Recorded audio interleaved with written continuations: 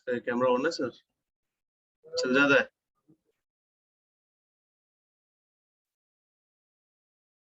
Hello guys, I hope आप सभी मुझे सुन पा रहे होंगे।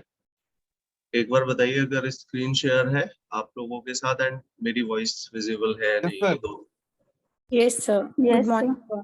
Okay, good morning. सो स्क्रीन विजिबल है एंड मेरी वॉइस भी क्लियर है, ठीक है? दोनों चीजें डन है। ओके, सो जैसा कि मैं देख पा रहा हूँ अभी 8वां स्टूडेंट ही है। सो आप लोगों ने मेरे से पहले मेरी पहले क्लास ली हुई है। पहले मैं अपने बारे में बताता हूँ। मैं विकास और जीके की मैं फैकल्टी हूँ।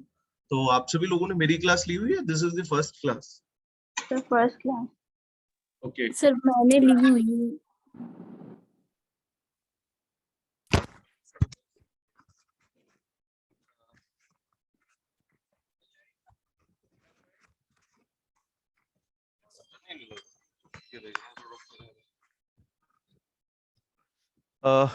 Okay so guys, I hope voice तो पहले भी सही आ रही थी, अब और वॉइस थोड़ी सी क्लियर हुई होगी।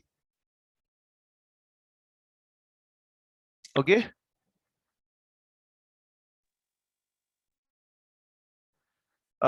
सो जीके स्टार्ट करते हैं। उससे पहले थोड़ा सा एक ओरिएंटेशन सेशन थोड़ा सा रख लेते हैं। कुछ बेसिक इसमें मैं डिस्कस करूंगा जीके के बारे में। सो आप सभी लोगों ने, देखिए ऐसा नहीं है कि फर्स्ट टाइम अभी आप पढ़ रहे होंगे, ये थोड़ा सा बड़ा करना है।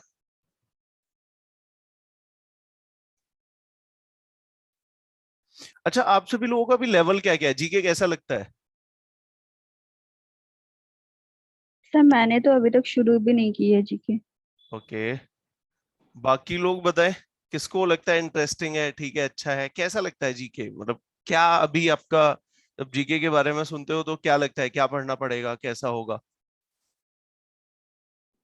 सर मेरे को तो इंटरेस्टिंग लगता है sir. Interesting. Your good name sir? Maurya. Maurya. Yes, okay, so Maurya ji आपको इंटरेस्टिंग लगता है। ओके, बाकी बच्चे? सर इंटरेस्टिंग तो है लेकिन पढ़ना बहुत पड़ता है जीके में। ओके, बहुत वास्ट है। हाँ सर। हाँ, बिल्कुल सच्चाई, सच बात है इसमें। और मतलब इसमें कोई आपकी हेल्प नहीं कर सकता, वास्त तो है ये। हम्म, ओके, बाकी और आपका नाम क्या था? अनुष्का। ओके, अनुष्का। बाकी और बच्चे? सी, यहाँ पे मैं ये जानने की कोशिश कर रहा हूँ कि अभी आपकी लेवल ऑफ अंडरस्टैंडिंग क्या है, अभी आप जीके को किस तरीके से देखते हैं, और किस लेवल से मुझे आपको पढ़ाना है, और कैसे आपका इंटरेस्ट, डेफिनेटली वो भी तो अब ऐसा आपने लगता है कि डिसाइड। करंटली जो मतलब चीजें जो हो रही है हमारे सामने, वो हमारे सामने विजिबल होती है एकदम। ओके, ठीक है, ऐसा ही है कुछ जीके, बिल्कुल सही बात है। और बाकी और कोई बच्चे की कोई और डिफरेंट ओपिनियन, कुछ और गेम चेंजिंग कुछ बताना चाहे?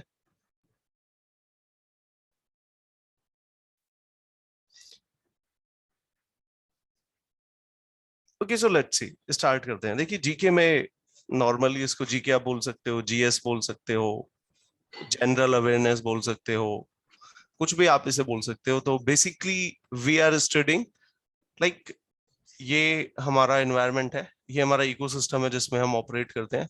इसके आसपास की जो भी सारी चीजें हैं, हम उनको ऑब्जर्व कर रहे हैं, हम उनको ऑब्जर्व कर रहे हैं। तो इन्हीं सारी चीजों को जब हम ऑब्जर्व करते हैं, तो उन्हीं ऑब्जर्वेशन को जस्ट हमने नाम दे दिया जीके का। सो ये क्या क्या ऑब्जर्वेशन हो सकती है? डेफिनेटली कुछ आपके हिस्टोरिकल चीजें हो सकती हैं, हिस्टोरिकल चीजें हो सकती हैं, कुछ आपकी जियोग्राफिकल चीजें हो सकती हैं related to geography of that particular area. और नॉर्मली मैंने ऐसा देखा, जो बच्चे हैं ना साइंस पढ़ते हैं, वो बड़ा बायस्ड होते हैं इनको लेके कि अच्छा हिस्ट्री में क्या होता है, जियोग्राफी में क्या होता है, पॉलिटी में क्या होता है, कुछ भी तो नहीं होता है।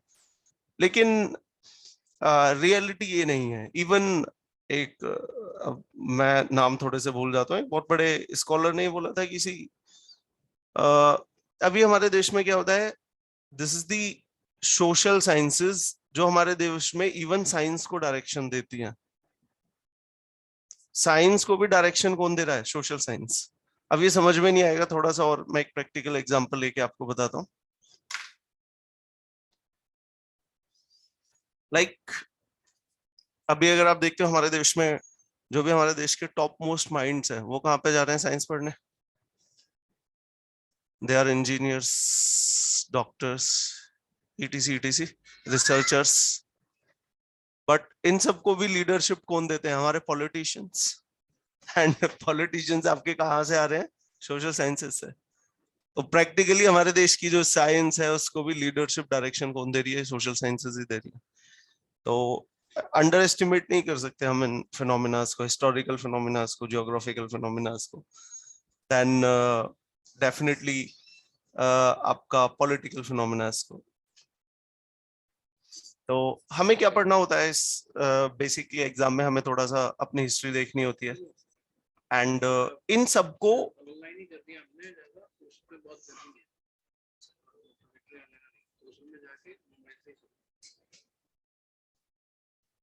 एक सेकंड सर, ये इरेज ही करना पड़ेगा? ऑप्शन है स्लाइड का भी इसमें?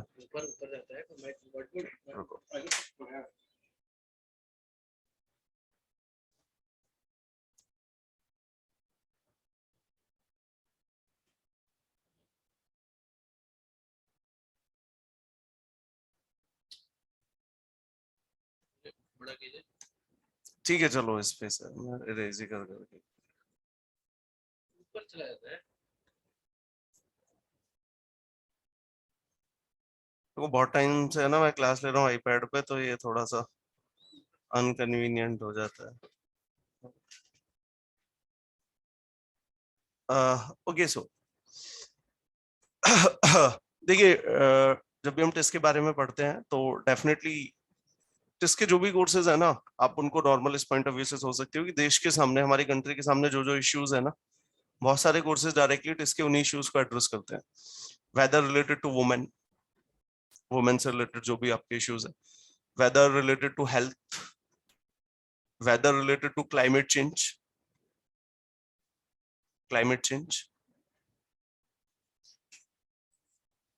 जो भी आपके कोर्सेज हैं। तो देश के सामने बहुत सारे इश्यूज हैं और उन इश्यूज को हम एड्रेस करने की कोशिश करते हैं। और उन इश्यूज को हम एड्रेस हम तभी कर पाएंगे when we understand the history of this country. You will say कि सर ऐसा कैसे हो सकता है? How history influence our today's life? Yes, influence करती है, समझ में आएगा धीरे धीरे। Geography of that particular area, see geography decide करती है आपके देश की क्लाइमेटिक कंडीशन कैसी होगी, आपके देश में रिसोर्सेज कैसे होंगे, आपके देश में वाटर की अवेलेबिलिटी कैसी होगी, आपके देश का एग्रीकल्चर कैसा होगा, आपके देश में इंडस्ट्री कैसे लगेगी। और ये सारी चीजें फर्दर डिसाइड करती हैं आपके देश का इकोनॉमिक पैटर्न कैसा होगा, इकोनॉमिक ग्रोथ कैसी होगी। और इकोनॉमिक ग्रोथ से ही तो सारा आपका ये सिस्टम निकल के आता है, वुमेन एम्पावरमेंट कितना होगा या नहीं होगा। यहाँ पे इकोनॉमिक ग्रोथ और द स्टेट ऑफ वुमेन में एक सीधा साधा कोरिलेशन है। हमने देखा है ऐसे देश जहाँ पे ज्यादा इकोनॉमिक ग्रोथ है, इकोनॉमिक ग्रोथ जहां पे है वहां पे वुमेन एम्पावरमेंट आपको दिखेगा। और हमने वो देखा है ऐसी स्टेट्स और ऐसी societies, yes there is a certain exception to this rule, ऐसा नहीं है, लेकिन हमने देखा है कि जो देश इकोनॉमिकली अमीर है वहां पे आपको चाइल्ड लेबर नहीं मिलेगा, सोशल इश्यूज में उनके परफॉर्मेंस बेटर होती है। But yes there are certain exceptions, like कोई भी चीज एब्सोल्यूट नहीं है। इवन इंडिया में अगर आप स्टडी करें ना, let's say Haryana, despite the fact that कि Haryana is one of the richest state है, one of the richest states में से आती है, तो इकोनॉमिक तो यहाँ पे ग्रोथ है, but still the state of women और द सिचुएशन ऑफ वुमेन वो यहाँ पे इतनी स्ट्रांग नहीं है, इतना एम्पावरमेंट नहीं है। Yes there are certain exceptions to this rule, but generally अगर आप देखते हो तो हमें ज्योग्राफी भी समझनी होगी। Even see geography also influence the politics of that region. इसलिए आप में से बहुत सारे लोग जो न्यूज़पेपर पढ़ते होंगे एक टर्म बार बार सुनते होंगे, geopolitics, politics of that particular area which is influenced by geography. Like कि अब एक और मैं आपको यहाँ पे बताना चाह रहा हूँ कि कैसे ज्योग्राफी हमारे डिसीजन मेकिंग को इन्फ्लुएंस करती है। एक छोटा सा इंडिया का मैप बना है, इंडिया शायद आपको दिख रहा होगा। सो महाराष्ट्र में there is a region called Vidarbha region. तो ये अगर आप विदर्भ रीजन देखोगे तो ये प्रैक्टिकली कहाँ पे पड़ता है? ये आपका वेस्टर्न घाट है, ये जो मैंने ब्लू में बनाया है, तो वेस्टर्न घाट के जस्ट बैक साइड में पड़ता है विदर्भ रीजन। ये जो ब्लैक कलर का मैंने राउंड बनाया था, यहाँ पे आपका रेनफॉल होता है 50 सेंटीमीटर से कम आपका रेनफॉल होता है। एंड 50 सेंटीमीटर से कम अगर आप रेनफॉल वाली दूसरी पैरेलल जगह देखेंगे तो ये लद्दाख हो गया, उसके बाद थार डेजर्ट हो गया। तो जस्ट इमेजिन हमारे महाराष्ट्र में एक ऐसा इलाका है जहाँ पे 50 सेंटीमीटर से कम का रेनफॉल है, तो एग्रीकल्चर आप कैसे परफॉर्म करेंगे? नेचुरल वाटर तो आपको मिल ही नहीं रहा है। प्लस अगर आप सदर्न इंडिया में देखें ना, जितनी भी रिवर है वो पेरिनियल रिवर नहीं है, 365 डेज वहां पे वाटर नहीं होता है, सीजनल रिवर है। तो आप विदर्भा रीजन में जाके देखोगे तो यू विल बी सरप्राइज्ड कि वहां पे फार्मर्स की कंडीशन सबसे ज्यादा खराब है। 30% फार्मर सुसाइड्स हमारे देश में विदर्भा रीजन में ही करते हैं। 30%, जस्ट इमेजिन, एक छोटे से कंसंट्रेटेड इलाके से 30% फार्मर्स हमारे देश में सुसाइड कर रहे हैं। तो ऐसा विदर्भा रीजन में क्या है जो पूरे देश में नहीं है? Okay, again influence by geographical factors. अब अगर आप महाराष्ट्र में यहाँ के लोगों की इकोनॉमिक सिचुएशन को इंप्रूव करना चाहते हो या किसी भी सोशल इशू पे यहाँ पे अगर आप काम करना चाहते हो, तो you should be aware about the geography of that particular region. तो इसलिए देखिए कैसे, लाइक कि एक और एग्जांपल है, सी एक टाइम पे बिहार वाज सुपर पावर। अगर आप आज से 1500 साल पहले देखते हो, 2000 साल पहले देखते हो, तो Bihar was the super power. Magadha जब एम्पायर थी, चंद्रगुप्त मौर्य एम्पायर मगध से स्टार्ट हुई थी, क्योंकि उस टाइम पे जो इकोनॉमिक पैरामीटर थे ग्रोथ के, वो थे आपका एग्रीकल्चर यहाँ पे अबंडेंस था, बहुत सारी रिवर से वाटर अवेलेबिलिटी थी, प्लस आयरन रिसोर्स था। लाइक झारखंड में अगर आप देखते हो, झारखंड आज भी हमारे देश की, झारखंड का Chota Nagpur plateau, it is known as the backbone of Indian economy. इतना ज्यादा आयरन और यहाँ से निकलता है। तो उस टाइम पे अगर आप देखेंगे, लाइक एग्रीकल्चर था और ये था आपका, तो ये दो उस टाइम के बड़े इनपुट्स थे इकोनॉमिक ग्रोथ के लिए, और दोनों ही बिहार रीजन में, मगध रीजन में अबंडेंस थी। तो सी आज जिस स्टेट को हम एक बीमारू स्टेट कहते हैं, बीमारू स्टेट बिहार को, one of the poorest state of India, एक टाइम पे वो सुपर पावर थी। तो यही मैं आपको बताने की कोशिश कर रहा हूँ। आप जब भी किसी भी इशू को समझे, किसी भी इशू को जब हमें समझना है, तो हमारी अंडरस्टैंडिंग ऐसी ना हो, एक सुपरफिशियल अंडरस्टैंडिंग ना हो, हमारी अंडरस्टैंडिंग एक डीप रूटेड हो, सो दैट हम इश्यूज को अच्छे से समझे, उसके हिस्टोरिकल फीचर को भी हम समझे, उसके जियोग्राफिकल फैक्टर को भी हम समझे, वहां के क्लाइमेट को भी समझे, वहां की इकोनॉमी को भी समझे, तब जाके एक होलिस्टिक अंडरस्टैंडिंग हमें आ पाएगी, एंड देन तब हम किसी इशू को एड्रेस कर पाएंगे। लाइक हिस्ट्री कैसे इन्फ्लुएंस करती है, देखना, लाइक अफगान पीपल के अगर आप एटीट्यूड को देखोगे, अफगानीज के, एक एवरेज अफगानिस्तानी पीपल कैसे सोचता है, अफगान कैसे सोचता है, तो यू विल फाइंड कि अफगानिस्तान को ब्रिटेन एनेक्स नहीं कर पाया था। जब ब्रिटेन ने हमको भी कॉलोनाइज कर लिया, अफगानिस्तान में गए थे और वो डिफीट होके आ गए थे, हार गए थे।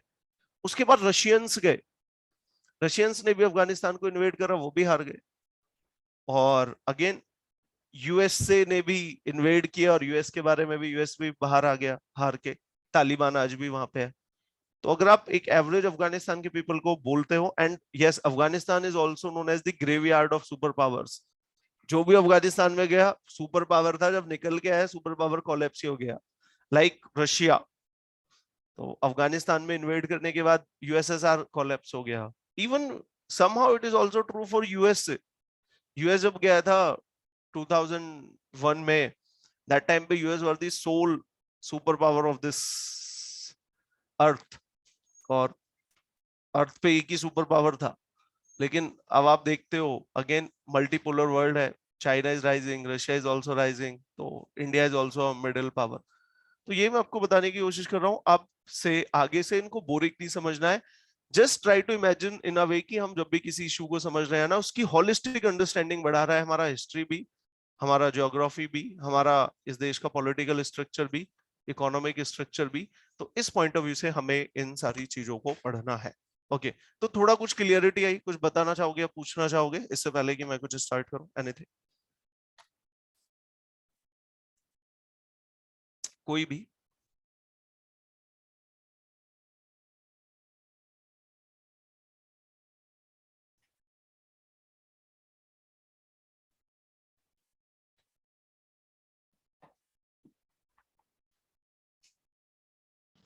ओके, सो स्टार्ट करते हैं।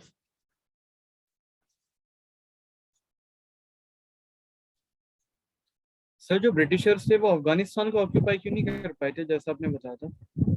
यार अफगानिस्तान पे है ना कई सारी दिक्कतें हैं। एक तो वहां की टेरेन बहुत डिफिकल्ट है, ठीक है, एंड टेरेन डिफिकल्ट है तो कई सारी तुम्हारे पास डिसएडवांटेज होती हैं। लाइक उस टाइम पे टेक्नोलॉजी इतनी डेवलप नहीं थी, और लाइक आज अगर आप देखते हो आप टेक्नोलॉजी डेवलप है, एटलीस्ट तुम फिजिकली तो उस देश को इन्वेड कर ही सकते हो, लाइक जैसा अमेरिका ने किया था।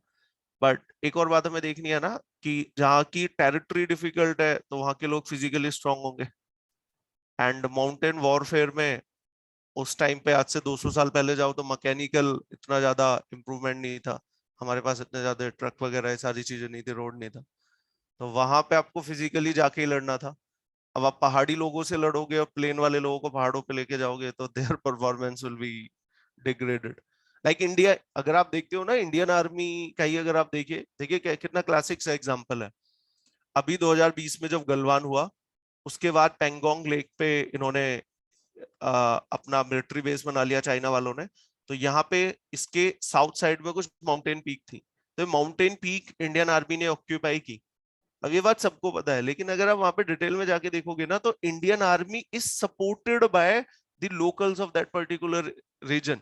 लद्दाख के जो लोकल लोग हैं ना वो बार बार पहाड़ों पे जाके इन लोगों को सप्लाई देते हैं, पहाड़ों पे ऊपर तक खाना पहुंचाते हैं, फूड ले जाते हैं, डीजल ले जाते हैं, क्योंकि ये लोग क्लाइमेटिकली और अगर आप देखें इनका फिजियोलॉजिकल जो स्ट्रक्चर है दैट सपोर्ट्स कि ये लाइक लंग का साइज बड़ा है, वेन्स ब्रॉडर है, आरसीबी ज्यादा ब्लड, आरसीबी सेल का साइज बड़ा है तो ये ज्यादा ऑक्सीजन ऊपर तक लेके जाता है। अब यहाँ पे अगर नॉर आप और मुझे भेज दें कि जाओ तो हम वहां पे इतना अच्छे से परफॉर्म नहीं कर पाएंगे। तो जो इंडिजीनियस लोग हैं आज भी लद्दाख के, वो आर्मी को सपोर्ट करते हैं वहां के ऑपरेशंस में। ठीक है, तो बहुत सारे पैरामीटर है, बात करेंगे। अल्टीमेटली देखो ये जो अभी मैं पिछले 10-15-20 मिनट से आपको मैं बोल रहा हूँ, प्रैक्टिकली लोगों का है ना एक जीके को लेके स्टीरियोटाइप होता है कि यार फैक्ट्स पढ़ने होते हैं और कुछ नहीं होता है, ऐसा नहीं है। हम इश्यूज को समझ रहे हैं इन अ मच ग्रेटर डिटेल, उनका हिस्टोरिकल फैक्टर भी हम देख रहे हैं। लाइक किसी आप में आपके दिमाग में, सभी लोगों के दिमाग में क्वेश्चन तो आया होगा ना कि यार ये यूरोप इतना ज्यादा डेवलप क्यों हुआ, अमेरिका इतना ज्यादा डेवलप क्यों हुआ, हम इंडियंस इकोनॉमिक डेवलपमेंट में इतना पीछे क्यों है, साइंस एंड टेक पे इतना पीछे क्यों है। Definitely it's not related to our genetics. भाई अगर कोई ये बोले कि सर जीन्स में ही नहीं है, इनोवेशन है ही नहीं, तो चलो ठीक है, फिर तो हम भी हमेशा पीछे रहेंगे।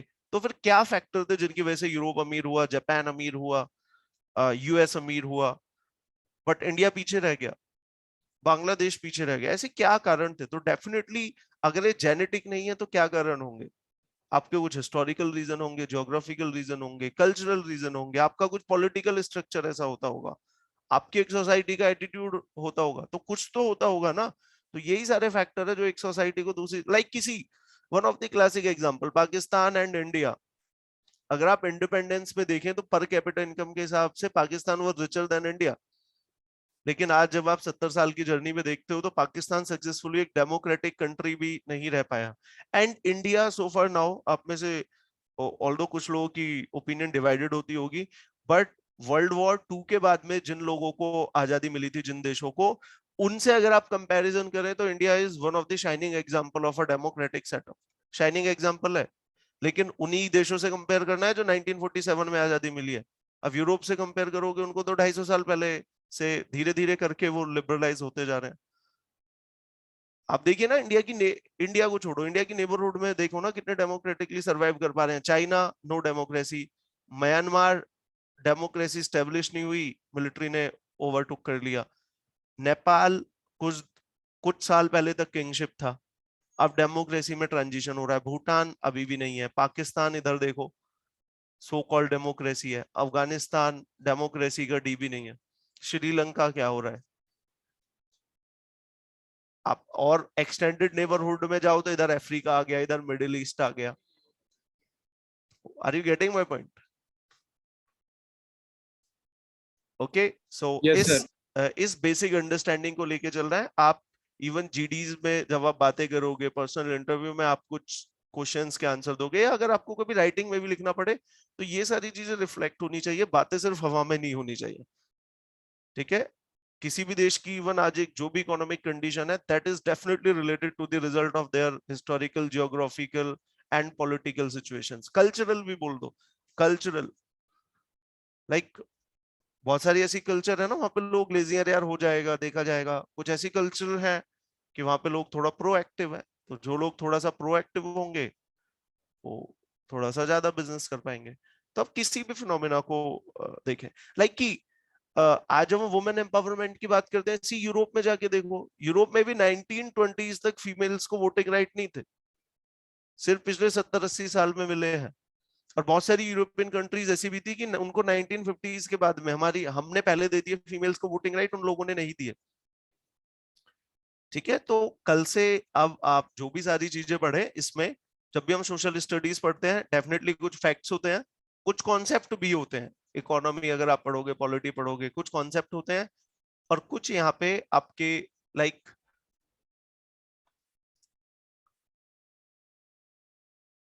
ठीक है। तो जब भी जीके में हम पढ़ेंगे we have to understand certain facts.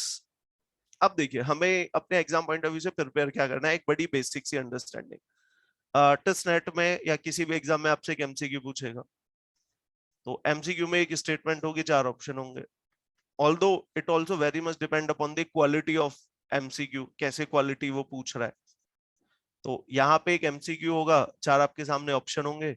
अब ये एक एमसीक्यू किसी कॉन्सेप्ट पे बेस्ड हो सकता है, तो कॉन्सेप्ट पे बेस्ड होगा तो understanding is needed. Like they में आज की सर अभी आरबीआई ने रेपो रेट इंक्रीज किया है, डिक्रीज किया है, इसका क्या इफेक्ट होगा, या इन्फ्लेशन क्या होती है।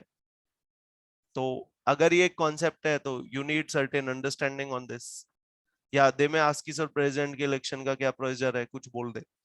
और दूसरा क्या हो सकता है, ये एक फैक्ट हो सकता है, फैक्ट पूछ रहा है, आर्ट एंड कल्चर से पूछ लिया ये वाला टेम्पल कहाँ पे है।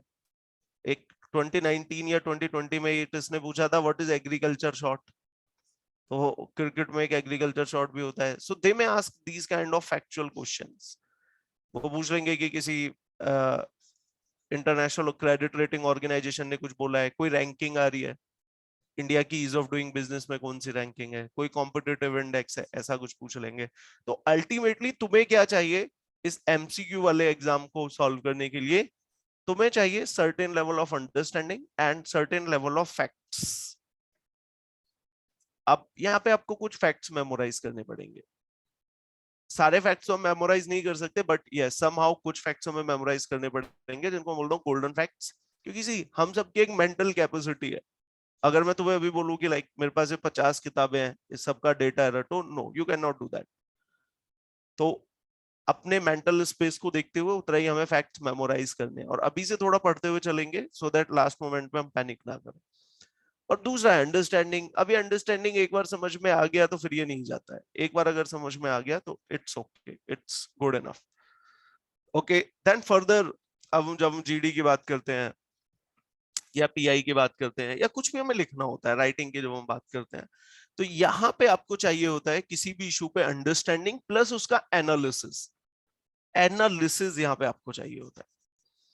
लाइक टेक एनी एग्जांपल, अब आप कोई सोशल इशू ले लो कि सर क्लाइमेट चेंज हो रहा है और इंडिया का एग्रीकल्चर सेक्टर ऑलरेडी बहुत वाटर इंटेंसिव है, बहुत ज्यादा वाटर कंज्यूम कर रहे हैं, और जो हमारी एग्रीकल्चर करने का तरीका है, प्रैक्टिसेस है, वो भी बहुत ओल्ड स्कूल है, they are not very efficient. Like कि आज भी हम अपने देश में है ना फ्लड इरिगेशन करते हैं, फ्लड इरिगेशन की ये खेत है, इसको पूरा 6 इंच पानी से भरा और ऐसे हम इरिगेशन करते हैं, पानी वेपोरेट हो जाता है, फर्टिलाइजर भी रन ऑफ हो जाता है, that's not the efficient way. और आप में से शायद कुछ लोगों को पता हो कि like water is one of the 21st century में इंडिया के सामने जो चैलेंज है, लाइक फूड सिक्योरिटी और न्यूट्रिशनल सिक्योरिटी तो है ही, वाटर, क्लीन ड्रिंकिंग वाटर देना is one of the challenge. तो अगर आप इस वाटर में देखोगे यू विल बी सरप्राइज्ड कि 77% ऑलमोस्ट जो फ्रेश वाटर है, ड्रिंकिंग वाटर है, it is consumed by agriculture. तो आप घर में कितना भी टाइम में बूंद बूंद बचाते रहो, अभी सुनते थे ना, से 5 साल पहले कैंपेन आती थी कि पानी को सेव करो, हाउस होल्ड सिर्फ 8% पानी यूज कर रहा है। तो आप कितना भी वहां पे पानी को बूंद बूंद बचा लो, you are only gonna to save the 8% में इफिशिएंसी ला पाओगे। What about the 77% which we are using in agriculture? Drip irrigation नहीं है, स्प्रिंकलर्स अभी भी नहीं है। Even we are exporting rice, 1 kg rice को प्रोड्यूस करने में 3000 लीटर वाटर लगता है। एक ऐसा देश जिसमें वर्ल्ड की 18% पॉपुलेशन है लेकिन वर्ल्ड का सिर्फ 2.4% वाटर रिसोर्स है, वो कम से कम किसी वाटर इंटेंसिव क्रॉप का एक्सपोर्ट तो नहीं करेगा, बट हम एक्सपोर्ट कर रहे हैं। एक्सपोर्ट क्यों कर रहे हैं? क्योंकि सर प्रोडक्शन बहुत हाई है। प्रोडक्शन बहुत हाई है क्योंकि हमने पंजाब हरियाणा में, मतलब पूरे देश में एमएसपी दे रखी है, और हमारे देश में एमएसपी पे वो सरकार को प्रोक्योर करना ही पड़ता है, फार्मर लाते रहते हैं। पंजाब हरियाणा में भी आप राइस की खेती कर रहे हो, जहां का वाटर रेनफॉल 50 सेंटीमीटर है, चाहिए आपको 150 सेंटीमीटर। अल्टीमेटली वो क्या करेगा? पंजाब के वाटर टेबल को डाउन करेगा, जो हो भी रहा है। तो देखिए कितनी होलिस्टिक अंडरस्टैंडिंग है। तो कल को आप फिर ये नहीं बोलोगे, तो आपको ये सारी साइकिल को समझना होगा। हमारा पंजाब और हरियाणा में राइस की खेती करना हमारे देश के फ्यूचर की वाटर सिक्योरिटी को कॉम्प्रोमाइज कर रहा है। और जब आप ये बात बोलेंगे या ये बात लिखेंगे या ये बात एक्सप्रेस करेंगे तो okay, it's more than enough, समझ में फिर आता है, वो हवाई बातें ना हो। ठीक है, तो आई गेस मैंने ये अभी एक ओरिएंटेशन था कि आपको अब बहुत सारे फैक्ट्स मेमोराइज करने हैं। अब देखो फैक्ट मेमोराइजेशन करके तुम अपना क्या स्किल दिखा रहे हो टेस्ट वालों को या किसी और एग्जाम में।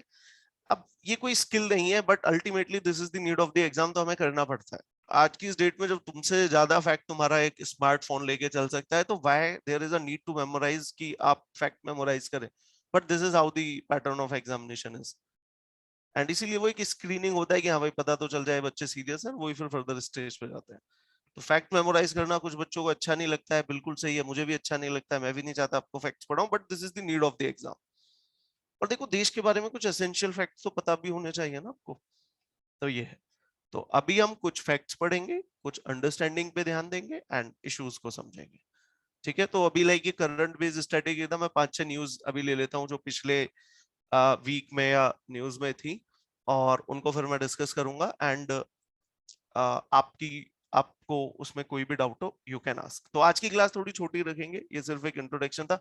अच्छा, अब अगेन एक बार और मैं पूछ रहा हूँ कि कुछ और बच्चे कुछ भी पूछना चाहते हो जीके से रिलेटेड, कोई डाउट हो, कुछ भी हो, एनीथिंग, तो यू कैन आस्क। 1 मिनट एक का टाइम डाउट है। था। या बताइए। अभी तक प्रताप सर क्लास ले रहे थे, तो क्या अब से आप लेंगे? नहीं नहीं सर, सर क्लास लेंगे, दोनों क्लास लेते हैं हम। सर भी क्लास लेते हैं, मैं भी क्लास लेता हूँ। अच्छा, ठीक है। ठीक है ना, सर भी क्लास लेंगे, मैं भी क्लास लूंगा, दोनों का। जीके बहुत वास्ट है ना, हम्म। तो अलग अलग सब्जेक्ट एक्सपर्टाइज है, कुछ सर लेंगे कुछ मैं लूंगा, तो दोनों मिलके आपकी हेल्प करेंगे। ठीक है, और किसी बच्चे को कुछ हो लास्ट?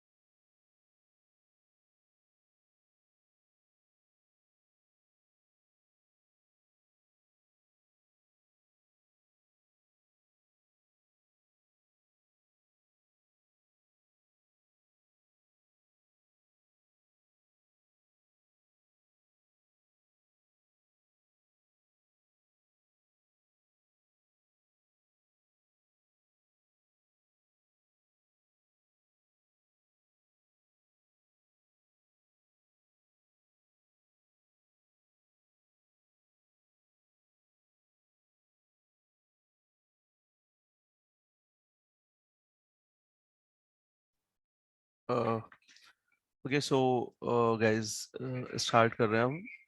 तो अगेन किसी को कोई डाउट तो होगा ही नहीं, अभी कुछ बताया ही नहीं है। कुछ और कोई पूछना चाहता हो? नहीं है, ठीक है स्टार्ट करते हैं। पहला न्यूज़ है कि आरबीआई ने, और यहाँ पे एक चीज देखना कि करंट बेस्ड है, मैं करंट आपको पढ़ाऊंगा, लेकिन उस करंट के बारे में है ना, उस न्यूज से ज्यादा मतलब न्यूज पे भी फोकस करना है, बट थोड़ा सा बिट डिटेल में जाके उसके थोड़े कुछ कॉन्सेप्ट्स को भी हम समझेंगे। सो रिसेंटली आरबीआई ने अभी रेपो रेट इंक्रीज किया है, रेपो रेट इंक्रीज किया है, तो इसके बारे में ही हम पढ़ेंगे। आई गेस 0.50 बेसिस पॉइंट से इंक्रीज किया है। आई गेस मतलब इंक्रीज किया है, मुझे ये बताना था, बेसिकली रटने की जरूरत नहीं है कितने से किया है। तो इसके बारे में अब हम थोड़ा सा डिस्कस कर लेते हैं। ओके, सभी लोगों ने सुनी हुई है ये न्यूज़? सुनी थी? एंड पार्टिसिपेट करना है, थोड़ा हाँ या ना बोलना है, अदरवाइज ये टीचर के लिए मोनोटोनस हो जाता है। ओके सो अभी होता क्या है, देखिए एक कॉन्सेप्ट होता है मॉनेटरी पॉलिसी। मॉनेटरी पॉलिसी, इस मॉनेटरी पॉलिसी में डिसाइड करता है आरबीआई, डिसाइड करता है मॉनेटरी पॉलिसी को, वर्सेस एक और टर्म होता है फिस्कल पॉलिसी। फिस्कल पॉलिसी, तो ये फिस्कल पॉलिसी है related to budget. And budget को अगर आप एक लेमन लैंग्वेज में समझे तो कुछ नहीं है, it is just allocation of resources है। बजट में सरकार के पास पैसे आते हैं, सरकार के पास पैसा है, सरकार उन पैसे को खर्च करती है, एक्सपेंडिचर। तो in a layman you can say that कि budget is nothing just the management of receipts and expenditure. कहां से पैसे आएंगे, कहां पे पैसा लगाना है, तो इसको बोलते हैं fiscal policy. This fiscal policy is manage by government. तो इसका आरबीआई से कोई लेना देना नहीं होता है, इसको मैनेज करती है गवर्नमेंट। गवर्नमेंट आपने देखा होगा बजट इंट्रोड्यूस कर दिया है। But there is another policy called monetary policy. Monetary policy क्या है, इसको थोड़ा सा पढ़ना है, और ये इन्फ्लेशन वगैरह इससे रिलेटेड कुछ हमारे कॉन्सेप्ट्स को ये अच्छे से समझने में हेल्प करती है। आप में से कितने लोग हैं जो इकोनॉमिक्स बैकग्राउंड के नहीं है? अच्छा, डॉक्टर्स कितने हैं? ऐसे कितने लोग हैं जिन्होंने कभी इकोनॉमिक्स नहीं पढ़ी हुई है? हैं ऐसे कुछ लोग? Yes, sir. Okay, 1 Yes, sir. 2, Yes, sir. ठीक है 3। तो आप क्या है, मेडिकल बैकग्राउंड से? साइंस? कॉमर्स बैकग्राउंड है कॉमर्स? तो कॉमर्स में तो पढ़ी होगी बच्चा। बट लाइक इतना भी नहीं है। अरे कॉमर्स में इकोनॉमिक्स होती है 11th में 12th में दोनों में। हाँ, बहुत ऊपर ऊपर से था। ओके सो आते हैं, बहुत बेसिक से हम समझेंगे, बहुत ज्यादा इसके बारे में मतलब बेसिक क्या, मैं थोड़ा सिंपल करके बताता हूँ, काम चल जाता है, बहुत इसको कॉम्प्लिकेट नहीं करना है, अदरवाइज बहुत सारे लोग बहुत डिटेल में भी इसको पढ़ते हैं। सो मॉनेटरी पॉलिसी, देखिए किसी भी देश में कैश होता है, like suppose this is our country, round shape की कंट्री बनाई है तो ऑफेंड नहीं होना है, सपोज इसलिए मैंने बोला है। मान लीजिए हमारे देश में ट्रांजेक्शन्स के लिए कितने कैश की जरूरत होती होगी, कोई तो कैलकुलेशन होती होगी ना कि हमारे देश में इतना कैश चाहिए ट्रांजेक्शन्स के लिए, हाँ सर। है ना? और देखो कोई एक अथॉरिटी डिसाइड भी करती होगी, आरबीआई ऐसा थोड़ी ना है कि जस्ट प्रिंट करके कैश डाले जा रहा है, कुछ तो होता होगा, कुछ फैक्टर्स होते होंगे जिसपे वो डिसाइड करते होंगे कि इतना होना चाहिए, और हमारे देश की इकोनॉमी के हिसाब से भी कुछ कैलकुलेशन होती होगी। तो मान लीजिए आरबीआई ने डिसाइड किया कि हमारे देश में 20 लाख करोड़ का कैश सर्कुलेट होना चाहिए। प्रैक्टिकली अभी 20 से ज्यादा है, जब डिमोनेटाइजेशन हुआ था तब 16 लाख करोड़ का था। जो भी है, फिगर याद नहीं रखना है बट याद रखना है 20 लाख करोड़ का हमारे देश में कैश सर्कुलेशन में होना चाहिए। लोगों के पास हो या नहीं उससे लेना देना नहीं है, ये सर्कुलेशन में होना चाहिए, क्योंकि अगर सारे लोग ये अपने कैश को घरों में रख के बैठ जाएं तो इकोनॉमिक एक्टिविटी होगी ही नहीं। We are concern about the circulation. तो 20 लाख करोड़ का कैश है मान लीजिए। अब अगर ऐसा हो जाए, आरबीआई चाहता है कि हमारे देश में 20 लाख करोड़ का कैश रहे, आरबीआई के भी कुछ पैरामीटर होंगे। अब मान लीजिए ये सर्कुलेशन बढ़ के 30 हो जाए, 30 लाख करोड़ का हो जाए, कुछ इंपैक्ट होगा नहीं होगा? बताइए। आइडियल है 20 लाख करोड़, बट समहाउ ये 30 लाख करोड़ हो जाए। ये सिर्फ बहुत ज्यादा मनी है ना? फ्लो हाँ, मिलेगी। बहुत ज्यादा मनी आ जाएगी, आपको समझ में आ रहा है। और अगर मान लीजिए कैश 20 लाख करोड़ है, इसको मैं घटा के 10 लाख करोड़ कर दूं सर्कुलेशन में, तो भी कुछ इम्पैक्ट होगा। तो होगा क्या, अगर कैश बहुत बढ़ा इसका भी कुछ इम्पैक्ट होगा, और अगर कैश मनी कम की हुआ, सप्लाई इंक्रीज हो जाएगी तो प्राइसेस भी इंक्रीज हो जाएंगे। यस मैम, तो मैं पूरा भी चार्ट आपको बताऊंगा। अगर देखिए कैश बढ़ेगा तो भी कुछ इम्पैक्ट करेगा, कैश घटेगा तो भी कुछ इम्पैक्ट करेगा, और ये दोनों इम्पैक्ट आरबीआई नहीं चाहता है। तो आरबीआई क्या कोशिश करता है, अगर कैश बढ़ेगा तो उसको कम करने की कोशिश करेगा, कम होगा तो उसे बढ़ाएगा, एक लेवल पे मेंटेन करने की कोशिश करता है। तो किसी भी देश में कैश को सर्टेन लेवल पे मेंटेन करने की पॉलिसी को हम क्या बोलते हैं, मॉनेटरी पॉलिसी। ये काम कैसे करती है अभी मैं इसको समझाऊंगा, बट एक बेसिक सा रूल याद रखना, अगर आप इंटरेस्ट रेट बढ़ा देते हो तो कैश फ्लो कम हो जाता है, और अगर आप इंटरेस्ट रेट कम करोगे किसी भी देश में तो कैश फ्लो क्या हो जाएगा, बढ़ जाएगा। ये एक छोटा सा रूल याद रखना। अब मैं थोड़ा और इस कॉन्सेप्ट को आगे अगले 5 मिनट में बिल्ड करता हूँ, तो 5-10 मिनट में ये खत्म हो जाएगा, फिर आगे चलेंगे।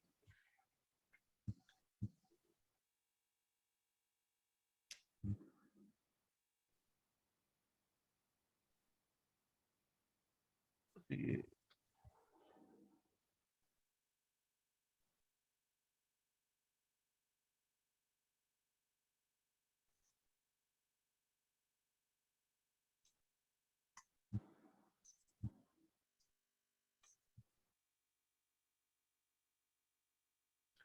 मैं इसको जस्ट मूव नहीं कर पा रहा हूँ।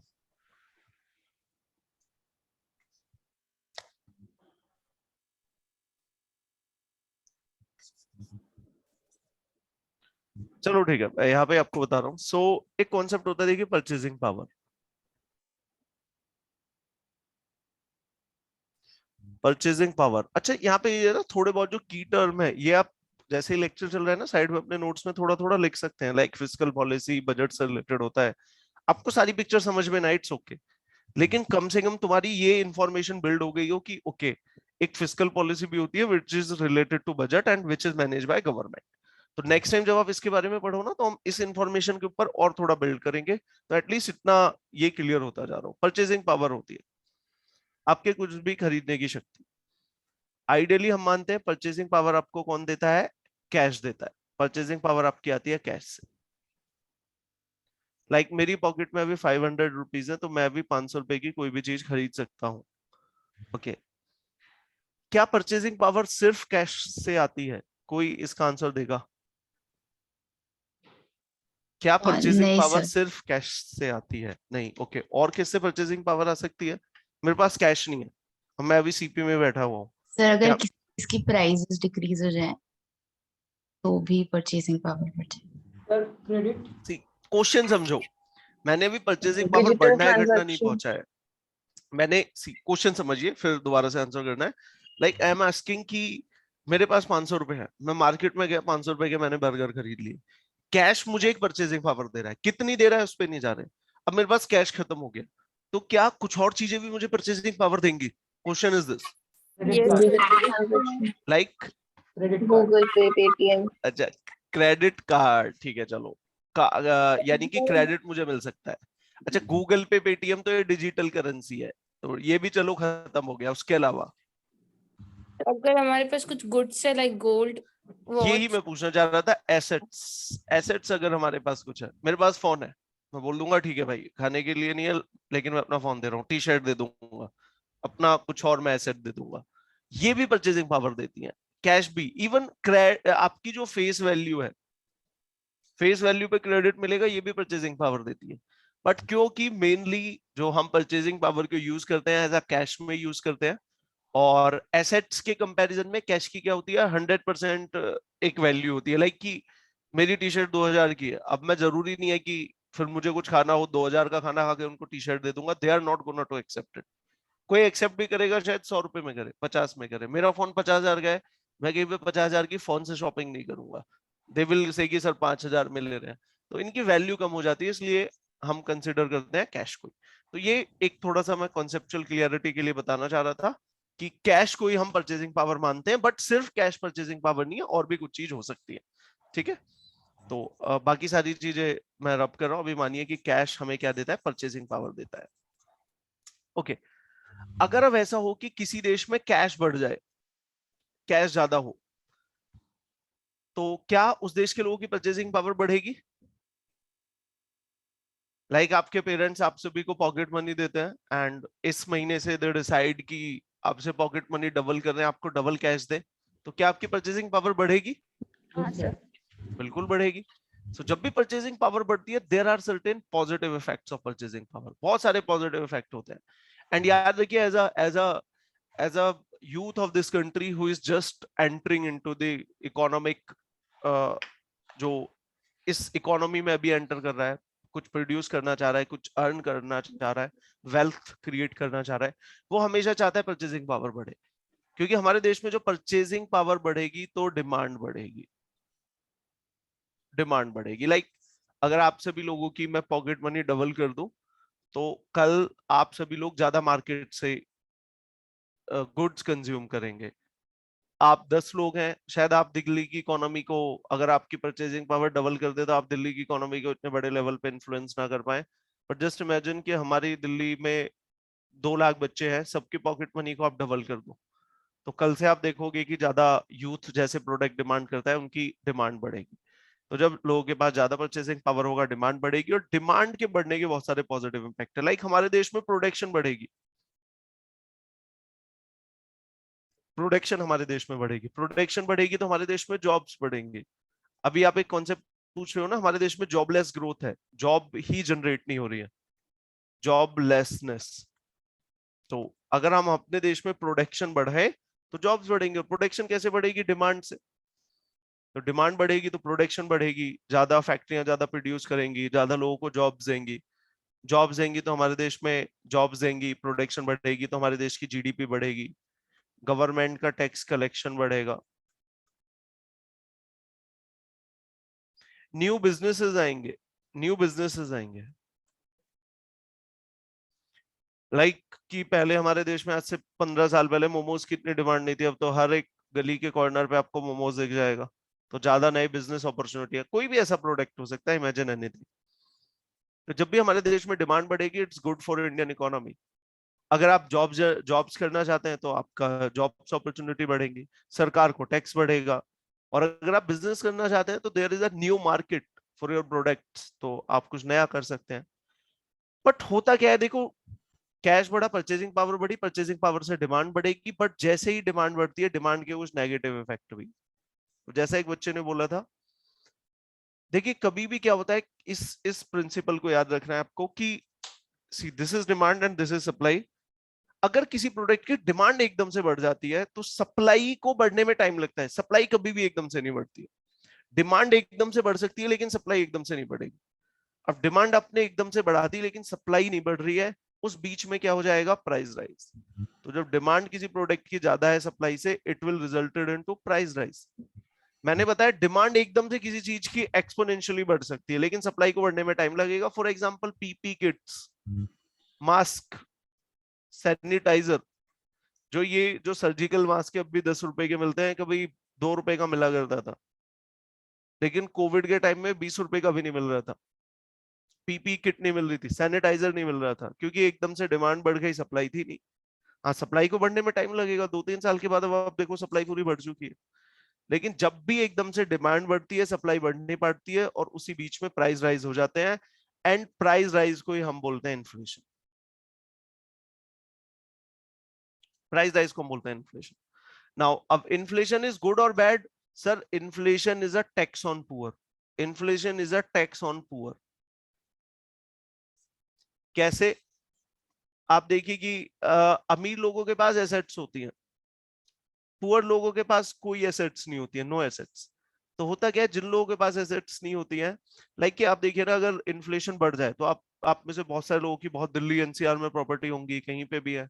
तो अगर महंगाई बढ़ेगी, आपकी प्रॉपर्टी की वैल्यू बढ़ेगी, आपके रेंटल ज्यादा आएंगे।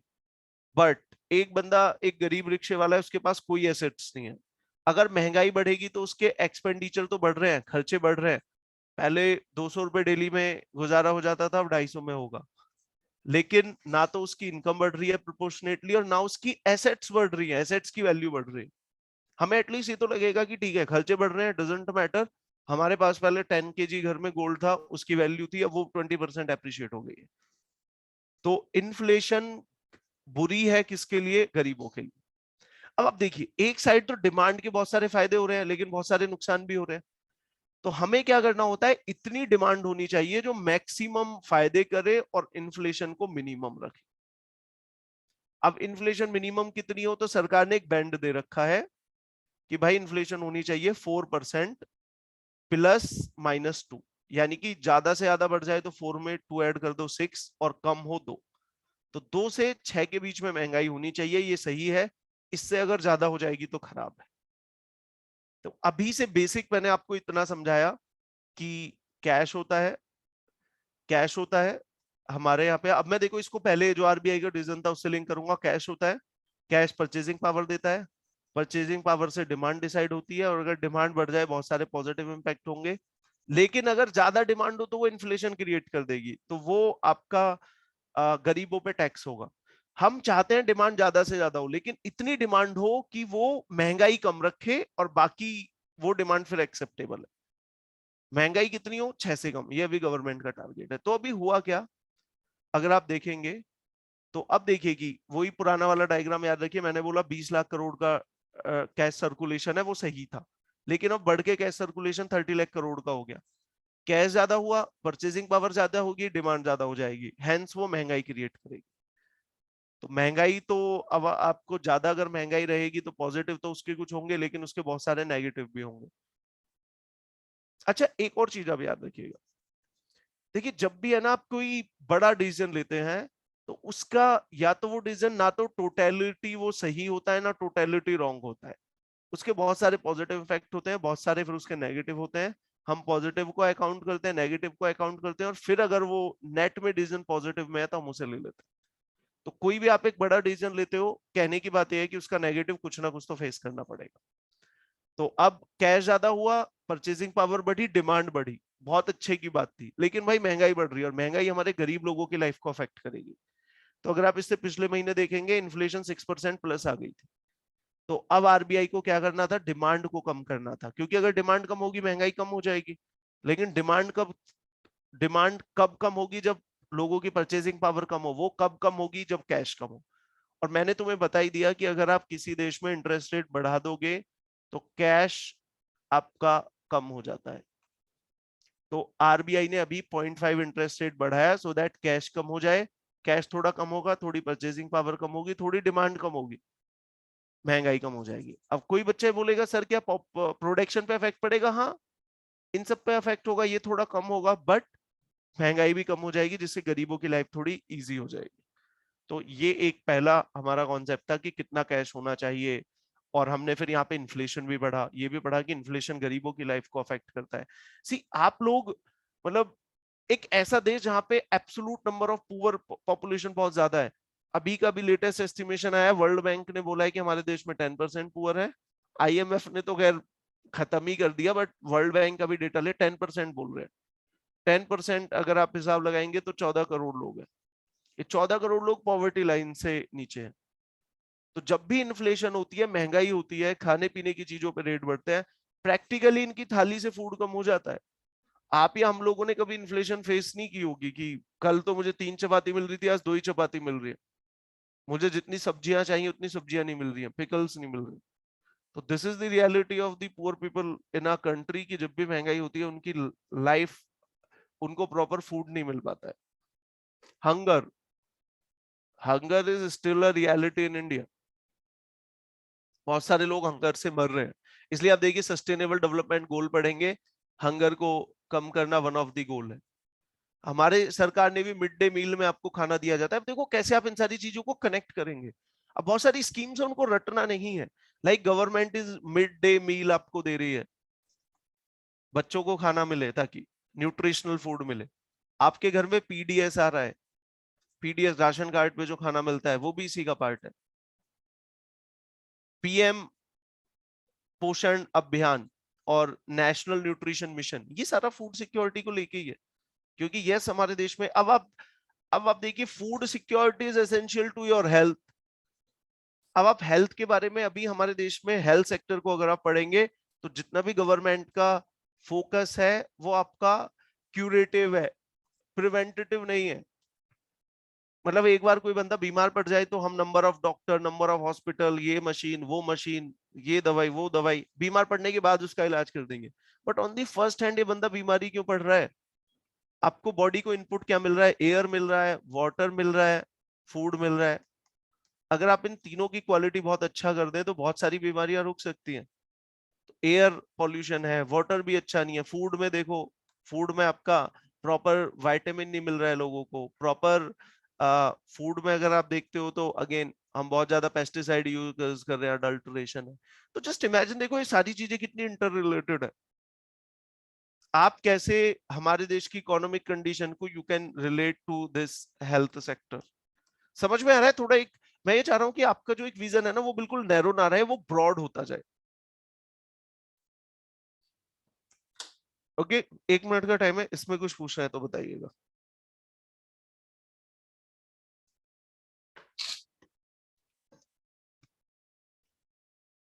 और ये सारा है ना, मैं जो भी बोल रहा हूँ, मैं थोड़ा सा लिखने में कभी कभी कंजूसी कर देता हूँ, तो ये सारी चीजें ना, like mid day meal, PDS क्या होता है, और हेल्थ प्रिवेंटिव क्यूरेटिव, ये सारा नोट्स बना के लिखते रहना, और इनके बारे में थोड़ा और पढ़ के आना है।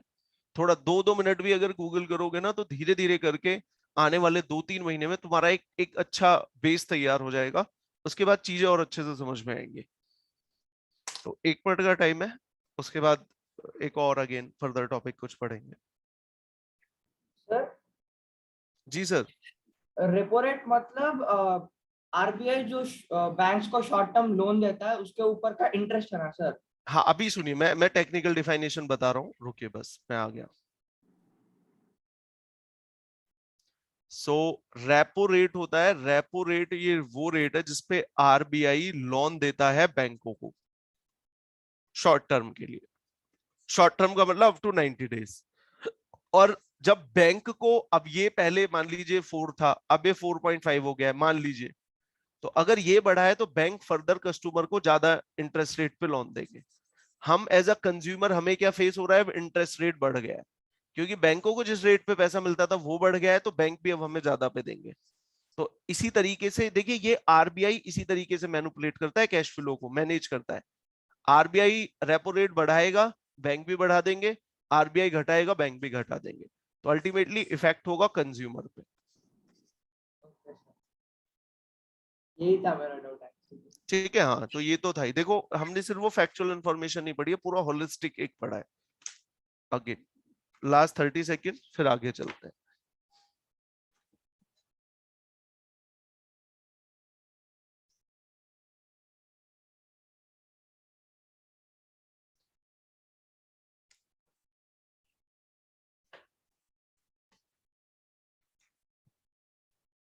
अच्छा, स्पेशली जो नॉन इको वाले बच्चे थे, जिन सबने बोला कि इको वीक है, उनको कैसा लगा? समझ में आया? थोड़ा प्रैक्टिकल रहा या क्या डिफिकल्ट लग रहा है? नहीं से समझ आया। ओके, बाकी बच्चों कुछ और पूछना चाह रहे हो इससे रिलेटेड?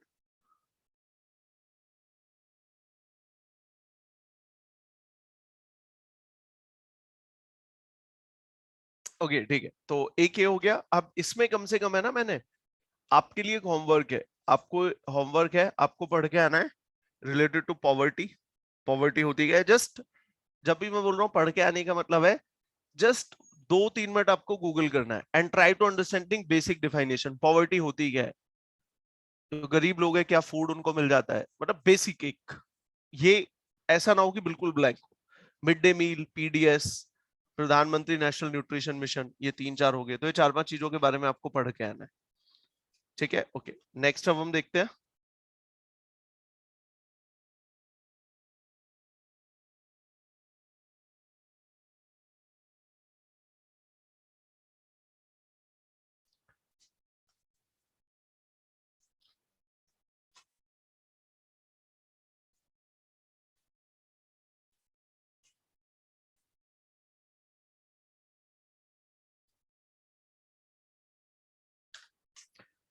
ओके, नेक्स्ट अब एक ये फंडामेंटल राइट न्यूज में था।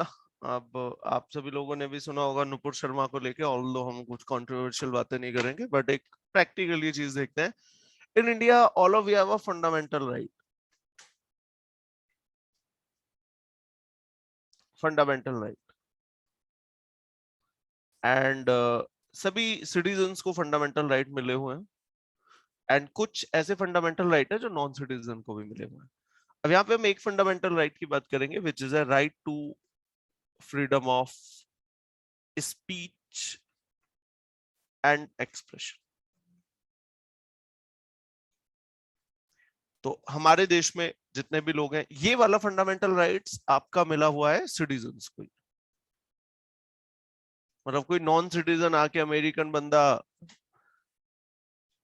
दिल्ली में आके बोल रहा है कि ओके, जो नुपुर शर्मा ने बोला था मैं भी बोलूंगा, क्या वो ऐसा कर सकता है? नहीं है। इवन तो इस केस में तो नुपुर शर्मा का भी फ्रीडम ऑफ स्पीच और एक्सप्रेशन सस्पेंड हो गया है। तो आप बोल सकते हो, आइडिया ये था कि जब आपका माइंड है, आप उसे काइंड ऑफ रिप्रेजेंट करेंगे, ओपनली बोलेंगे, अपने व्यूज को, ओपिनियंस को सामने रखेंगे। That's your fundamental right. किस थ्रू रख सकते हैं आप? स्पीच के थ्रू रख सकते हैं, किसी और एक्सप्रेशन से, कोई बुक बना के, कोई मूवी बना के, कोई ट्वीट करके, कोई वीडियो बना के, एन नंबर ऑफ वेज में आप एक्सप्रेस कर सकते हैं। इवन हमारे देश की जो मीडिया है ना, जो फ्रीली कुछ भी बात बोलती है, उसको भी यही इसी राइट से मिला हुआ है। तो मीडिया के लिए कोई स्पेशल राइट नहीं है कि मीडिया की फ्रीडम अलग है, उसी को भी यही सिंपल राइट से मिला है। तो जितनी फ्रीडम हमारे देश में एक इंडिविजुअल के पास है, सेम ही फ्रीडम हमारे देश में मीडिया के पास है। तो ये उन्हें राइट मिला हुआ है, freedom of, right to freedom of speech and expression. अब अल्टीमेटली बात ये उठती है कि क्या किसी बंदे को 100% फ्रीडम दे सकते हैं? नो। कॉन्स्टिट्यूशन ने भी कुछ इस पे लिमिटेशंस लगाई हुई है। तो अगर आपके बोलने से ये सारी चीजें हो जाती हैं, तो आपकी फ्रीडम को रोका जा सकता है। फॉर एग्जाम्पल, ये कॉन्स्टिट्यूशन ने लिमिटेशन लगा रखी है देश की सिक्योरिटी। अगर आपके बोलने से सिक्योरिटी कॉम्प्रोमाइज हो रही है, ओके, आपको बोला जा सकता है।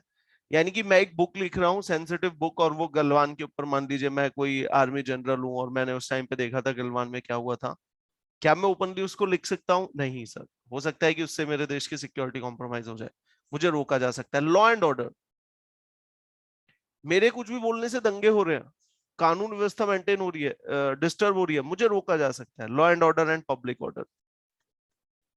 पब्लिक ऑर्डर, यूनिटी देश की कॉम्प्रोमाइज हो रही है, मैं कुछ भी बोलता हूं, अगेन दंगे हो जाते हैं या देश में डिवीजन हो रहा है, तो मुझे रोका जा सकता है।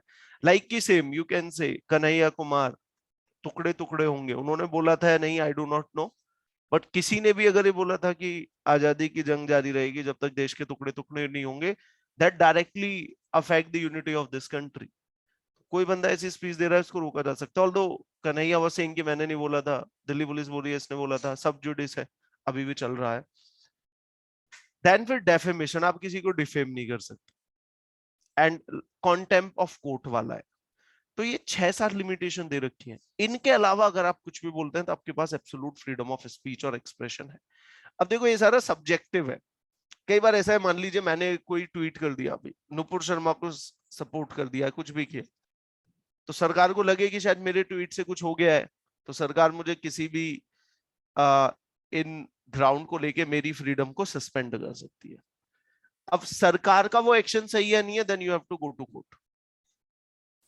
ओके, तो ये हमारे फंडामेंटल राइट्स हैं। तो ये मैंने जस्ट आपको एक ही न्यूज में था इसलिए बता रहा हूँ, right to freedom of speech and expression हम सभी इंडिविजुअल्स का एक राइट है। और अगर मेरा राइट सस्पेंड हो जाए तो क्या होगा? देखिए, सरकार को सस्पेंड करने की पावर दे रखी है, लेकिन इनमें से मैंने कुछ भी ना किया हो, सरकार फिर भी सस्पेंड कर दे, देन उस केस में मैं क्या कर पाऊंगा? सो इन फंडामेंटल राइट के बारे में एक स्पेशल केस है, स्पेशल पावर है, वो ये है कि in case of a suspension of a fundamental rights, you can directly appeal to Supreme Court. ये डायरेक्टली सुप्रीम कोर्ट में अपील करना इन फंडामेंटल राइट्स को और जबरदस्त बनाता है। फॉर एग्जांपल, अगर आप देखें हमारे देश के हायरार्की, पहले डिस्ट्रिक्ट कोर्ट होगा, उसके बाद हाई कोर्ट होगा, after that you will find supreme court. अगर आपका कोई क्रिमिनल मैटर है, वो कितना भी हीनियस क्राइम हो, रेयरेस्ट ऑफ रेयर क्राइम हो, तो भी आप डायरेक्टली सिर्फ कहां पे जाएंगे? सिर्फ डिस्ट्रिक्ट कोर्ट में जाएंगे। सर याद रखिए, yes, Nirbhaya case you can only directly go into the high court, district court. अगर आपका कोई सिविल मैटर है, civil matter like divorce, marriage, property से related, then you have a choice, you can directly go into the district court and high court. But if your matter is fundamental right, you can directly move into the supreme court or high court. देखिए fundamental right को कितना ऊपर रखा गया है. Even rarest of rare crime में भी directly supreme court नहीं जा सकते, but fundamental right के violation के केस में आप जा सकते हो. तो इसीलिए कोई भी सरकार लोगों के फंडामेंटल राइट्स को छीनने से पहले 10 बार सोचती है कि ये बंदा अभी 2-4 दिन में सीधा सुप्रीम कोर्ट जाएगा और वहां से बेल ऑर्डर लेके आ जाएगा. तो नॉर्मल केस में गवर्नमेंट इनको मिसयूज नहीं करती है. नॉर्मल केस में, एक्स्ट्राऑर्डिनरी केस में yes there might be a possibility कि गवर्नमेंट कर ले. ठीक है गाइस, किसी को कुछ पूछना है? अगेन 2 मिनट का टाइम है, यू कैन आस्क.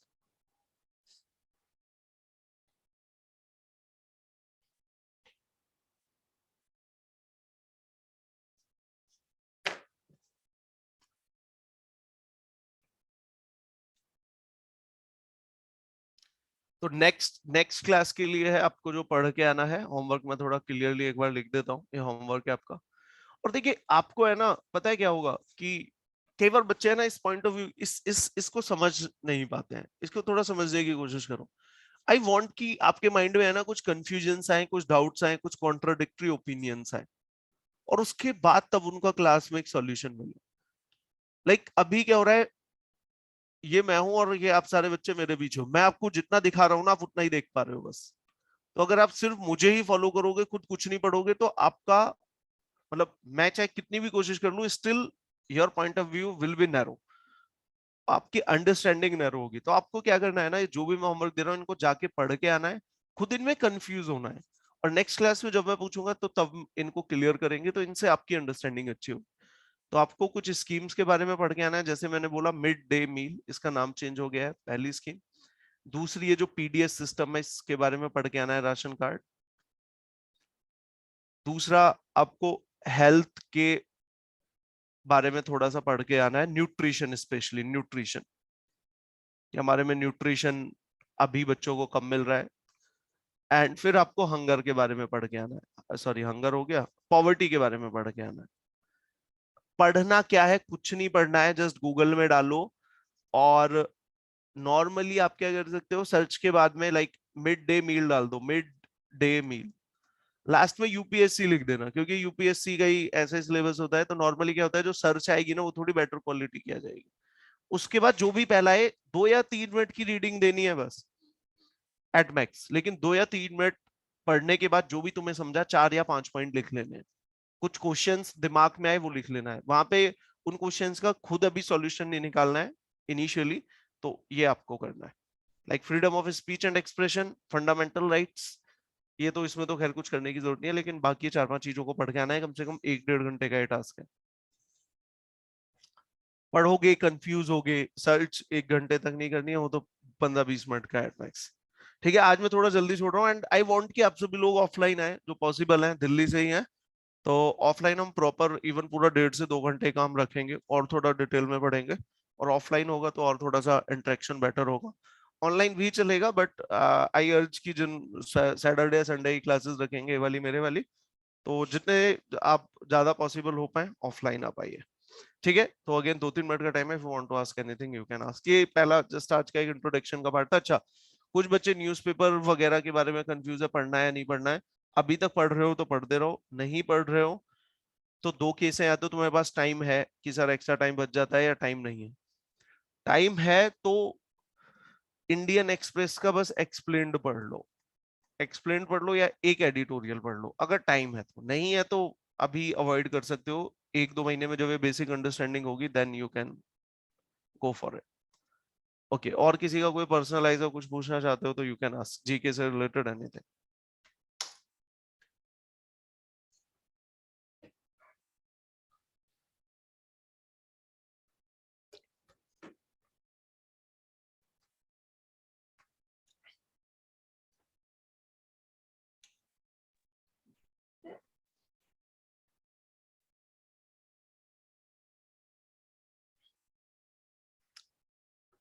ठीक है बच्चों, ठीक है, तो ये आपको करके आना है एंड ये थोड़ा सा बेसिक आपको पढ़ना है एंड डेफिनेटली जैसा मैंने बताया कि आपकी अंडरस्टैंडिंग को एनरिच करेगा एंड बहुत सारे फैक्ट्स भी पढ़ेंगे हम। सी फैक्ट्स का मैं क्या करता हूँ ना कि फैक्ट्स की जरूरत पड़ती है आपकी लाइक टेस्ट 2023 होगा आपका जैन में या फेब में, तब भी हो, अगर आज आप फैक्ट्स को रटोगे ना फिर 2 महीने बाद फिर भूलोगे, 2 महीने बाद रटोगे, फैक्ट्स हमेशा शॉर्ट टर्म मेमोरी में ही जाते हैं अनटिल और अनलेस वो कोई बहुत गोल्डन फैक्ट ना हो। तो अभी है ना बहुत फैक्ट्स रटने पे मत जाओ, पढ़ लो 2-3 बार लेकिन बिल्कुल रटना नहीं है। तो जो फैक्ट्स वाला है ना धीरे धीरे करके जैसे एग्जाम पास आता है उस पर थोड़ा एम्फेसिस बढ़ाते जाएंगे। जब हम दूर से देख रहे हैं तो मेन फोकस इज कि हमारी अंडरस्टैंडिंग, एक ब्रॉडर अंडरस्टैंडिंग डेवलप हो। सो अगेन आज मॉनेटरी पॉलिसी पढ़ा था, फिस्कल पॉलिसी, इन्फ्लेशन, ये सारे कीवर्ड एक बार बना लेना और इनके बारे में थोड़ा थोड़ा अपने लेवल पे 1-1 2-2 मिनट पढ़ना है, ज्यादा नहीं, सो दैट समझ में आए। Okay yes sir.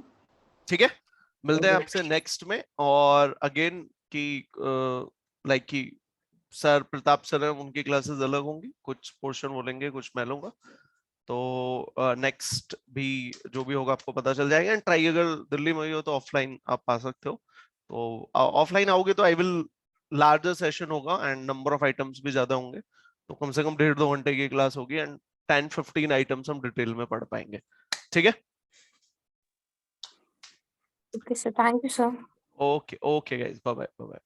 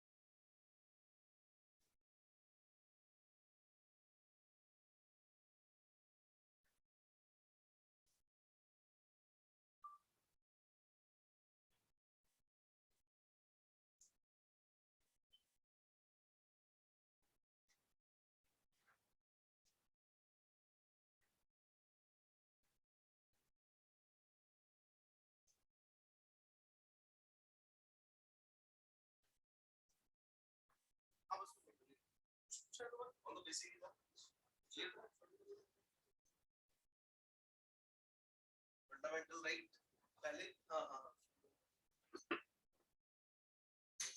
नहीं, आपके फंडामेंटल राइट को सस्पेंड कर सकती है। देखो सर, अभी फ्रीडम ऑफ स्पीच है ना, तुम कुछ भी बोल सकते हो, नुपुर शर्मा ने जो आज के तुम हाल खड़े हो भी बोल सकते हो,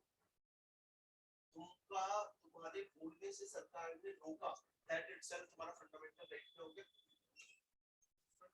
एक और हमारा फंडामेंटल राइट है, right to move throughout the territory of India. अब तुम बोलो नहीं आज तुम वहीं जाऊंगा, कारगिल के बॉर्डर पे ऊपर जाके बैठो, दैट्स योर फंडामेंटल राइट ना, कॉन्स्टिट्यूशन में मेंशन है, you can reside and you can move throughout the territory of India, but क्या प्रैक्टिकली जा सकते हो?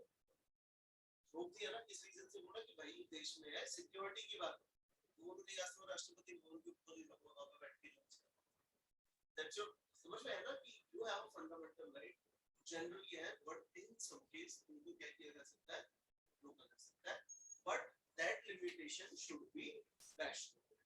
ऐसा ना हो कि कोई वैसे रोक रहा है, तुमने बोला कि आज का तो मौसम बहुत अच्छा है, सरकार ने तुम्हारा फंडामेंटल राइट सस्पेंड कर दिया, तो ऐसा नहीं होता, that should be a valid reason. ठीक है, हम सबके फंडामेंटल राइट्स रोके जा सकते हैं, बट ये एक रीजन है। ठीक है, ये सारा डिटेल से पढ़ के आना है, एंड आज मैंने थोड़ा जल्दी छोड़ा, नेक्स्ट क्लास में पक्का 2 घंटे पूरा ऑफलाइन आना है।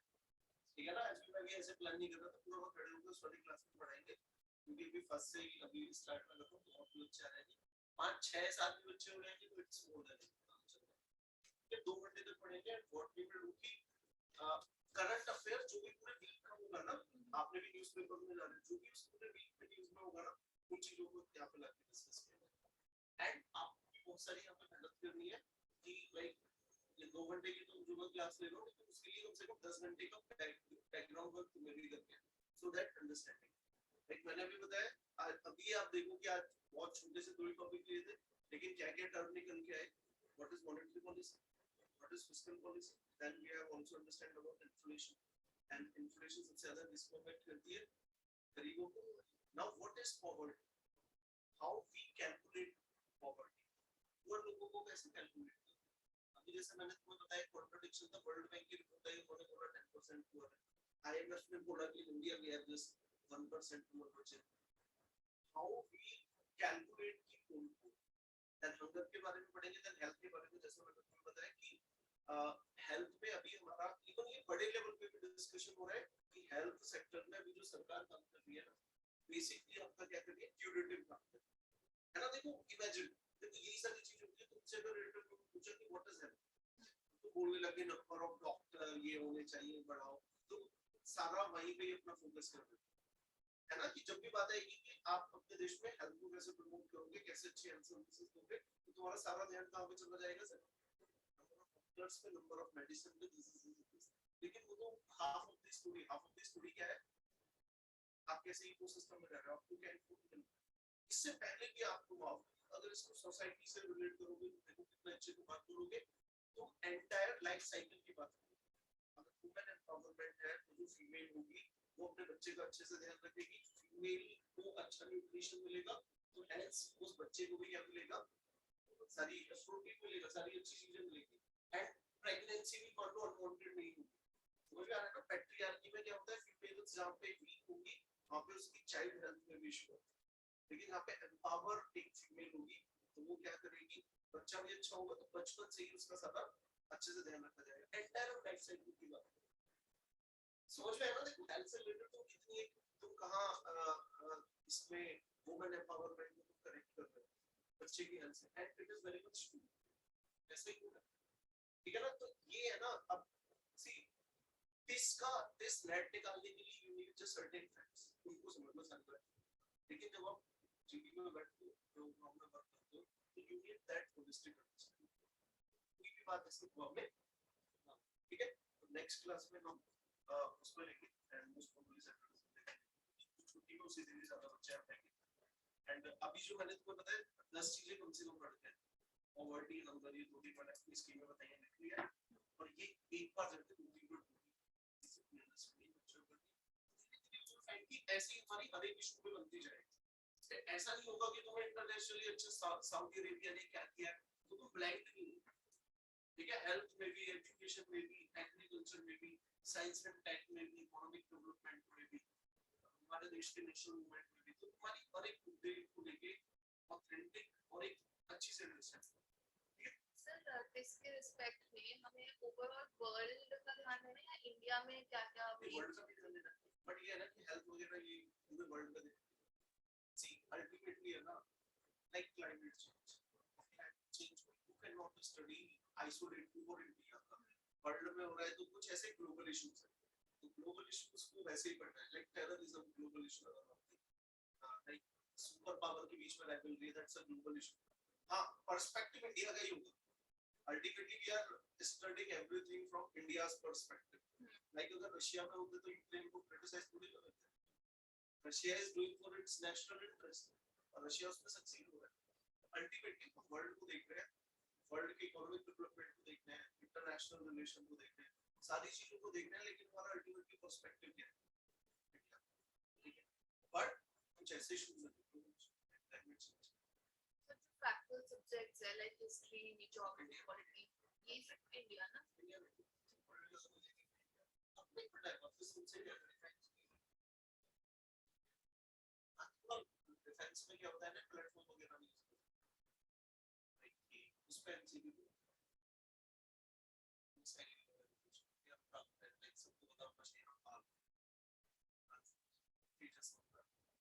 ऐसे ये मैं बोल रहा हूँ, जब तुम ऐसी होलिस्टिक अंडरस्टैंडिंग रखोगे ना, ये 15-20 फैक्चुअल चीजें है ना, वो एक कॉमन सेंस हो, ठीक है? लाइक किसी प्रधानमंत्री Modi is not preparing for test, या प्रधानमंत्री जितना मैंने डिस्कस किया मोदी को उतना पता है, ज्यादा ही पता होगा। दे आर क्रिएटिंग स्कीम्स ना कि हेल्थ में ये इशू है, ये करते हैं, वो करते हैं, वाटर की इतनी स्केर्सिटी है। एक जब आप पॉलिसी बना रहे हो वाटर को लेके, वो किस बेसिस पे बना रहे हो? हवा में नहीं बना रहे ना। लाइक मोदी गवर्नमेंट ने introduce a policy I guess in 2019 की हर घर को जल बाय 2024 पाइप्ड वाटर देंगे फॉर एवरी हाउसहोल्ड। पानी भी डिसाइड किया है 55 लीटर पर पर्सन के एवरीबॉडी देंगे, ठीक है? कि आपके घर में अगर 10 लोग हैं तो डेली कम से कम 500 लीटर पानी मिल जाए। मैं बात कर रहा हूँ मोदी जी ने जब ये स्कीम फॉर्मुलेट की होगी किस बेसिस पे की होगी? ऐसे तो ना बैठा है चलो पानी देते हैं, हाँ कितना में अच्छा हो गया 40 दे दो, ठीक है ना? ये सारा बहुत बड़े लेवल पे उन्होंने बहुत रिसर्च किए होंगे, बहुत स्कॉलर्स गए होंगे, बहुत रिपोर्ट होगी, बहुत ग्राउंड लेवल पे एनालिसिस होगा, उसके बाद ऊपर रिफाइन होते होते ही, ठीक है ना? तो जब आप इन सारी चीजों को रियलिटी में पढ़ते हो तो हम चीजें समझते हैं, इंटरेस्टिंग सब्जेक्ट है, वैसे फैक्चुअली पढ़ना ही है। हम जिस तरीके से पढ़ते हैं वो वे हमारा क्या है, वो वे हमारा पूरी हो जाता है। अदरवाइज भी लाइक जिसमें जा रहे हो तो तुम्हारा भी है ना कि अल्टीमेटली सी डेफिनेटली ये होगा कि तुम्हारा मतलब क्या अल्टीमेटली पैशनेट हो, या ये है कि कुछ नहीं था इसमें जा रहे हैं 50% ये भी होगा, लेकिन दैट्स रियलिटी ना। क्यों इसमें क्यों जाना चाहते हो? रियल क्या है? आईबी में तो यहाँ पे किस चीज की रुचि नहीं है? मैथ्स क्लियर ओके, ठीक, वो फिर अलग है, आप बताओ। एचआरई क्यों? क्योंकि पैकेज है ना आपका।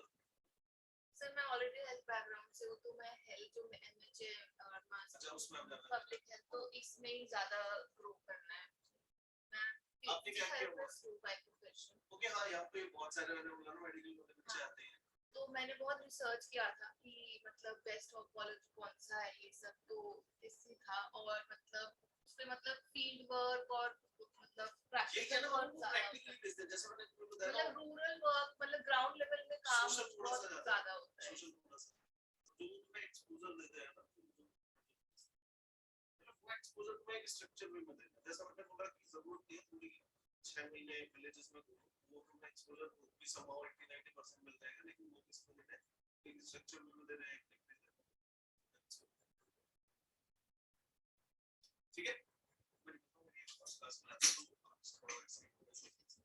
ठीक है, नेक्स्ट क्लास में बड़ी सारा पढ़ गया ना, सारा पढ़ गया ना, प्रिवेंटिव और 2-3-4 स्किल्स वगैरह वो भी पढ़ गया। सर कल होगी क्लास या नेक्स्ट वीक? मैं बताऊंगा इस वीक में, ठीक है ना? भी एक बार मैं बच्चों की एबिलिटी देख लूंगा, क्योंकि ऑफलाइन थोड़ा सा होता है ना, तो वो थोड़ा ज्यादा इम्पैक्टफुल होता है। हाँ ऑफलाइन ज्यादा अच्छे से समझ है ना? आता है। तो तुम भी अच्छे से क्वेश्चन कर पाते हो। और एक और जो होता है बच्चे उसको फील नहीं करते, वो है कंसंट्रेशन। तुम ऑनलाइन पढ़ लो तो ये चीज देखना, 100 क्लास ऑनलाइन नहीं है ना, आधी बार अगर उनको रिवाइज नहीं किया तो वो ध्यान नहीं रहता। अगर तुम ऑफलाइन बैठे हो ना, तुम डेलिबरेटली फोर्सफुली बैठ के तुम उधर ही देखते हो। कई बार ऐसा होता है कि तुमने जाके रिवाइज भी नहीं किया ना, लेकिन जब कुछ पढ़ रहे हो तो एकदम से क्लिक हो जाता है। वो क्लिक वाला ऑनलाइन में नहीं होता। तुमने देखा ना स्कूल में जब पढ़ते थे एग्जाम देते थे, स्कूल में कभी 1 साल पहले टीचर ने कुछ पढ़ाया हो, कुछ नहीं आ रहा हो तो वही पढ़ के याद आ जाता है, वो ऑफलाइन। तुम तीनों तो फुल टाइम वाले हो, किसी भी दिन। अच्छा दोनों वीकेंड्स वाले, ठीक है? आई विल ट्राई की मैं रखता हूं फॉर्मेट फॉर दिस, ठीक है?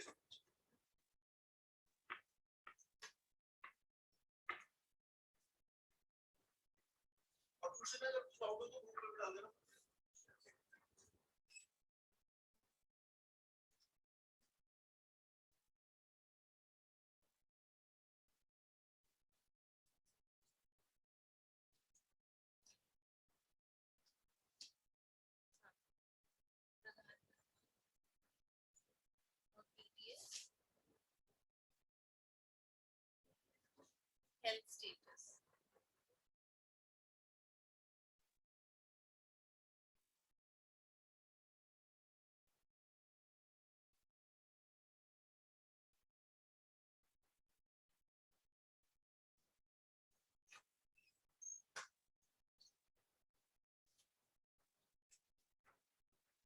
तो हो गया ना।